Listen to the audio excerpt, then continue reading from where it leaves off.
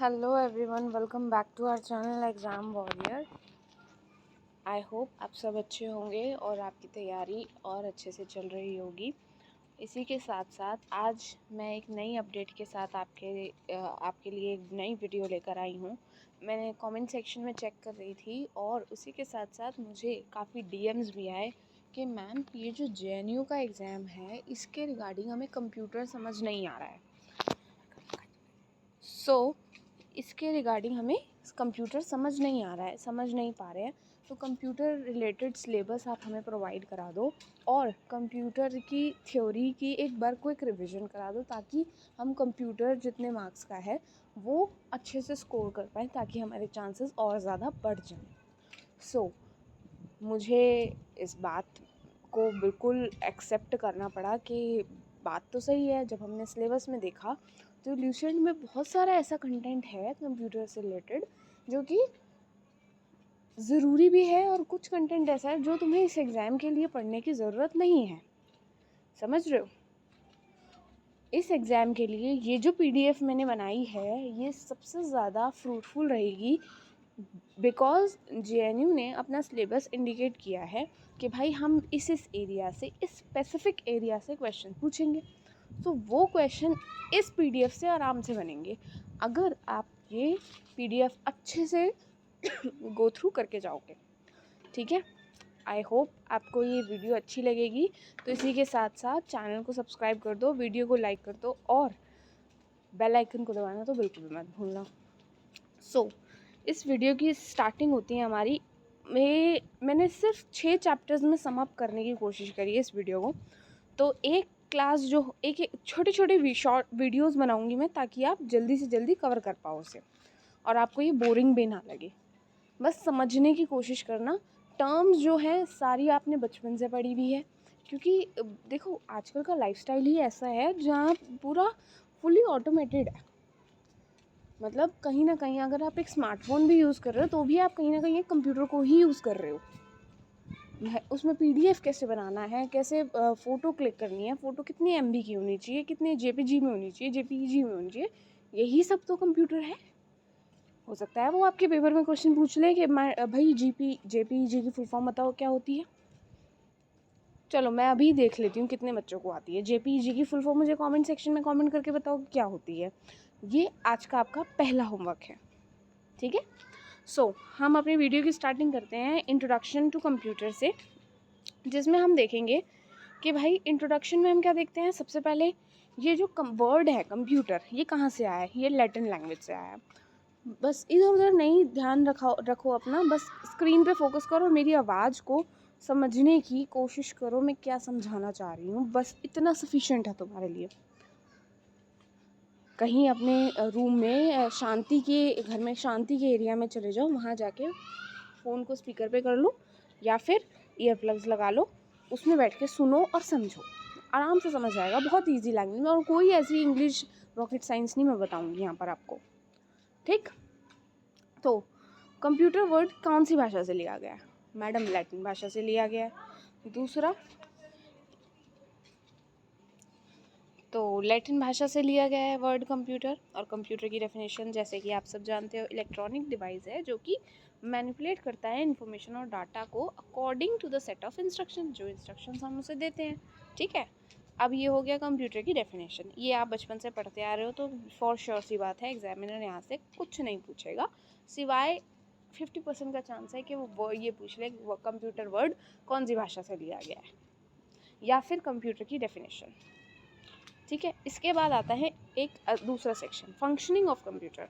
तो functioning of computer में हम देखते हैं एक चीज़ होती है इनपुट, प्रोसेसिंग, आउटपुट और स्टोरेज। 4 टर्म्स हैं ये। अब इसे समझने की कोशिश करो। इनपुट मतलब जो डाटा हम कंप्यूटर को देते हैं। ठीक है, प्रोसेसिंग जो जब कंप्यूटर ने उस डाटा पर काम किया। आउटपुट जब काम करने पर उस डाटा पर जो रिज़ल्ट आया वो उसने अपनी स्क्रीन के थ्रू हमें वापस दिखाया, रिवर्ट किया। ठीक है, चौथा स्टोरेज, वो डाटा उसने कहाँ स्टोर किया, ये टर्म है। ठीक है, इसकी डेफिनेशन एक बार रीड कर लेना। मुद्दा मैंने आपको समझा दिया कि भाई ये होता है। अगर क्वेश्चन आ जाए इनपुट से, प्रोसेसिंग से, आउटपुट से, स्टोरेज से, तुम्हें पता होगा कि इसमें मैडम ने ये बोला था। Next, features of computer. Question कैसे आएगा, वो तुम्हें दे देगा स्पीड, एक्यूरेसी, स्टोरेज कैपेसिटी, या फिर कोई एक अलग टर्म दे देगा, ठीक है। तो उनमें से बता देगा, बोलेगा कि भाई बताओ फीचर ऑफ कंप्यूटर कौन सा नहीं है। तो उसमें से तुम्हें पता है कि भाई स्पीड भी है, एक्यूरेसी भी है, स्टोरेज कैपेसिटी होती है। वर्सटैलिटी क्या होती है? वर्सटैलिटी का मतलब होता है तुम कितने वर्सटाइल हो, मतलब कितने टास्क एक टाइम पर आप कर सकते हो। वर्सटाइल एक्टर मतलब वो भिन्न भिन्न प्रकार के रोल्स निभा सकता है, ठीक है। ऑटोमेशन होता है क्योंकि सारा चीज़ें कम ऑनलाइन हो गई हैं, सब कुछ कंप्यूटर पर है। इसके बाद डिलीजेंस। डिलीजेंस क्या होता है? Unlike human beings. Unlike human beings मतलब कि कंप्यूटर जो है टायर्डनेस, जैसे हम लॉन्ग टाइम तक हम काम करेंगे तो हम थक जाएंगे, लेकिन कंप्यूटर लॉन्ग टाइम तक काम करेगा तो वो नहीं थकेगा, उसको कोई टायर्डनेस, कोई भी बोरिंगनेस नहीं फील होगी, ठीक है। इसके बाद सीक्रेसी, जो डाटा आप उसमें रखोगे अपने कंप्यूटर में वो सीक्रेट रहेगा, राइट। रिलायबिलिटी। रिलायबिलिटी का मतलब होता है कि वो कितना रिलायबल है दैन ह्यूमन बींग्स, ठीक है। क्योंकि कंप्यूटर हमेशा एग्जैक्ट रिजल्ट देगा अगर उसका इनपुट आपने सही टाइप किया है, तो इनपुट के हिसाब से वो आपको आउटपुट देगा, राइट। इसके बाद प्लग एंड प्ले, आप कहीं भी उसे कहीं भी काम कर सकते हो, कहीं भी ले जा सकते हो। Terms related to computer. अब देखो, hardware, software, data, information, instruction और प्रोग्राम। हार्डवेयर तुम्हें पता है क्या होता है, जिसे आप टच कर सकते हो। सॉफ्टवेयर क्या होते हैं? सेट ऑफ प्रोग्राम होता है जो हार्डवेयर में डाला जाता है। डाटा क्या होता है? डाटा वो चीज़ होती है जो एक इन्फॉर्मेशन होती है जो कंप्यूटर को हम देते हैं, ठीक है। इन्फॉर्मेशन क्या होती है? Collection of data is information और ऑर्गेनाइज्ड वे, इनऑर्गेनाइज्ड वे। इंस्ट्रक्शन क्या होती है? इंस्ट्रक्शन होती है जो कमांड्स होती है जो हम कंप्यूटर को देते हैं। प्रोग्राम क्या होता है? प्रोग्राम सेट ऑफ इंस्ट्रक्शंस होता है जो कि कंप्यूटर को दिया जाता है कि ताकि वो अपना टास्क सही से कर सके। समझ आया है? ये मुद्दा था इसका। एक बार रीडिंग की तुम्हें ज़रूरत पड़ेगी क्योंकि इनके जो वर्ड्स हैं वो तुम्हें थोड़े पता होने चाहिए। बाकी इनका जो कंसेप्ट है वो आपका इस वीडियो से आराम से कवर हो जाएगा। नेक्स्ट पे आते हैं हम। मैं जल्दी कोशिश करूँगी इसको जल्दी से जल्दी जितने, क्योंकि टाइम आप लोगों के पास कम है JNU के एग्ज़ाम के लिए स्पेसिफिकली, ठीक है। जिसको भी क्रैश कोर्स करना है कंप्यूटर का किसी भी गवर्नमेंट एग्ज़ाम के लिए, ये वीडियो देखो, आराम से सारे क्वेश्चन निकलेंगे तुम्हारे। Next, objective of computer application क्या है? और क्या उद्देश्य है कंप्यूटर एप्लीकेशन के? भाई वो हमारा काम अच्छे से करता है, इवैल्यूएट कर पाता है, ऑफिस की प्रोडक्टिविटी बढ़ा सकता है, ठीक है।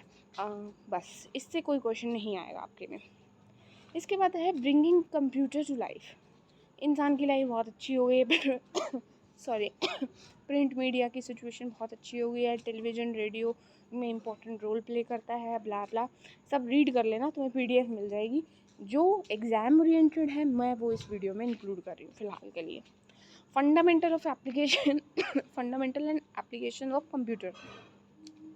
कहाँ कहाँ हम इसे यूज़ कर सकते हैं? आज के टाइम में देखो तो हर जगह पे यूज़ हो रहा है। ऑफिस में भी हो रहा है, स्कूल में भी हो रहा है, बैंकिंग सेक्टर में हो रहा है, हॉस्पिटल्स में हो रहा है, नर्सिंग होम्स में हो रहा है, एंटरटेनमेंट के सेक्टर में हो रहा है, एडवर्टाइजमेंट में हो रहा है, बिजनेस में हो रहा है, हर जगह पर, ठीक है। इसके बाद हमारे पास आता है एक आर्टिफिशियल इंटेलिजेंस, 2 टर्म, और रोबोटिक्स। इससे क्या पूछेगा भाई? AI की फुल फॉर्म बताओ क्या होती है? आर्टिफिशियल इंटेलिजेंस, ठीक है।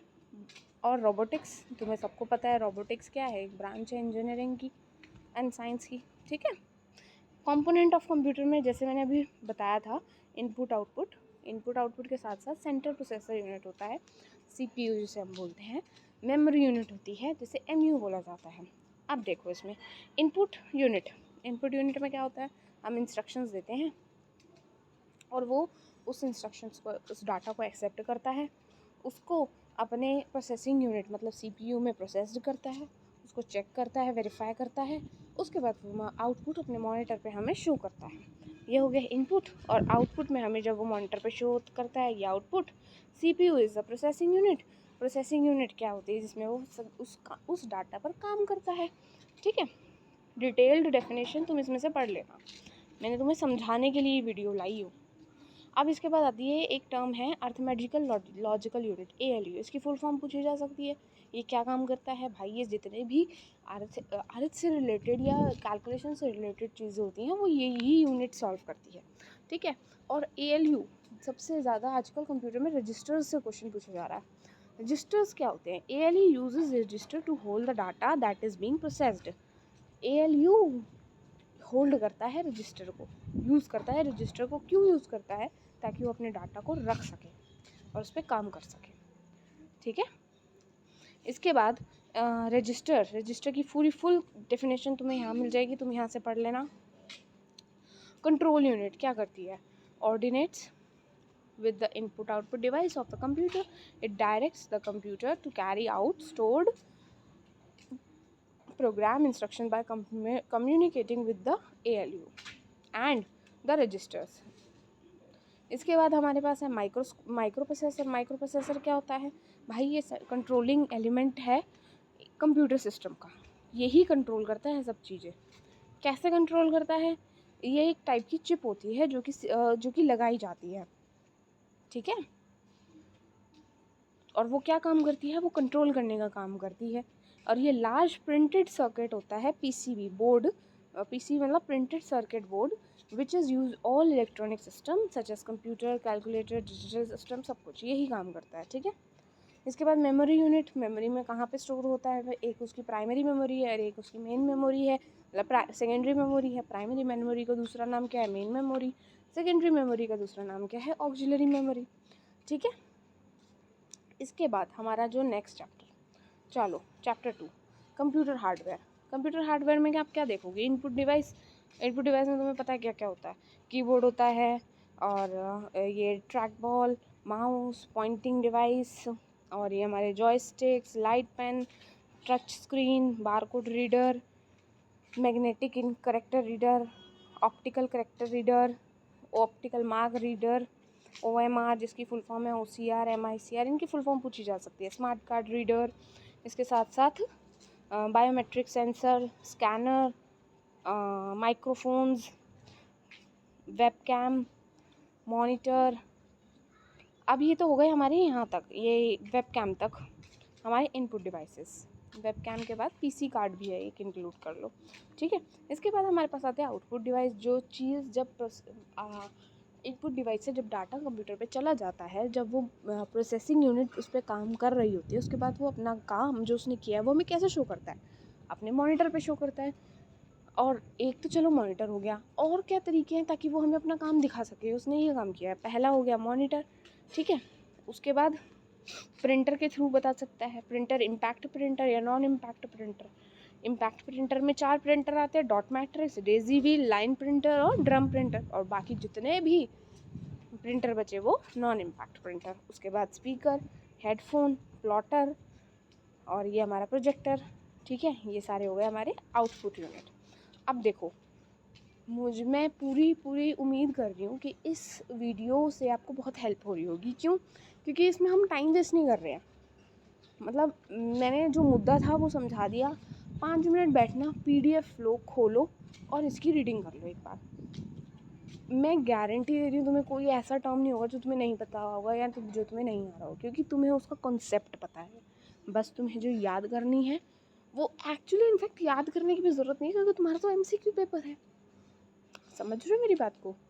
तो एक बार वीडियो तुमने अब देखी, एक बार और देख लो। जितनी टर्म्स बताइए सब याद हो जाएगा, कोई टेंशन वाली बात नहीं। कंप्यूटर में फुल बटे फुल नंबर आएंगे आराम से। तो मैंने यहाँ कुछ टर्म्स डिनोट कर दिए हैं इस वीडियो में। आधा मतलब हाफ से थोड़ा सा कम सिलेबस मैंने अभी कवर करा दिया है।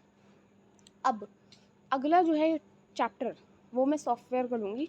वो थोड़ा इंपॉर्टेंट है, तो इसलिए मैं चाहती हूँ तुम थोड़ा ब्रेक लो। उसके लिए मैं नेक्स्ट वीडियो लेकर आऊँगी ताकि तुम वो अच्छे से समझ सको सॉफ्टवेयर, क्योंकि सॉफ्टवेयर से ही ज़्यादातर क्वेश्चंस बनते हैं, ठीक है। तो चैनल को सब्सक्राइब कर दो और वीडियो को लाइक कर दो प्लीज़। और बेल आइकन को दबाना तो बिल्कुल भी मत भूलना, क्योंकि कंप्यूटर की भी अब एक नई और दूसरी वीडियो आने वाली है, जो कि JNU के कंप्यूटर के कोर्स को तो बिल्कुल नहीं हो। तुम लोग अगर इनको करके जाओगे ना तो JNU के क्वेश्चंस जो होंगे ना कंप्यूटर के, वो तो तुम यूँ विद इन सेकेंड्स। अच्छा ये क्वेश्चन, हाँ ये तो मैडम ने कराया था, आराम से कर लोगे। ठीक है, सो तब तक के लिए टेक केयर, बाय, और अपनी तैयारी करो अच्छे से।